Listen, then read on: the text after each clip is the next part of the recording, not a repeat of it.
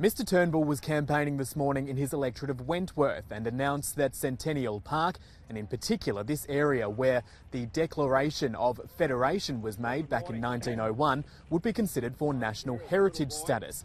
But much of the attention was again on internal party politics after Mr Turnbull decreed that the Liberal Party would preference the Greens under Labor in every seat across the country. This is a call that I've made in the national interest.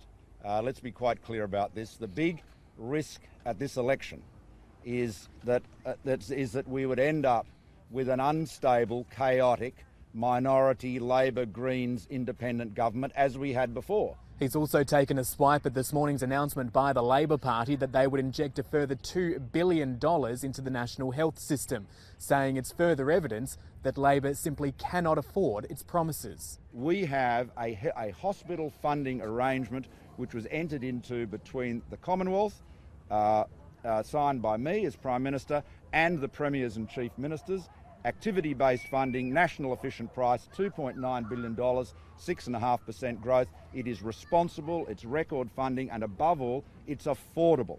I mean, the lesson that we've seen from the last week is that Labor cannot live within its means. They are claiming in what surely must be, even by their standards, the most incredible proposition. They are saying that they will run higher deficits for each of the next 4 years and then miraculously, like Houdini, leap out of that black hole of debt and deficit and bring the budget back into balance in the 5th year. I mean, it is laughable. As we roll into the 6th week of this marathon 8-week campaign, there is some discussion that the campaign promises the pledges will begin to ramp up as we see pre-poll voting opening on Tuesday ahead of the final ballots closing on the 2nd of July.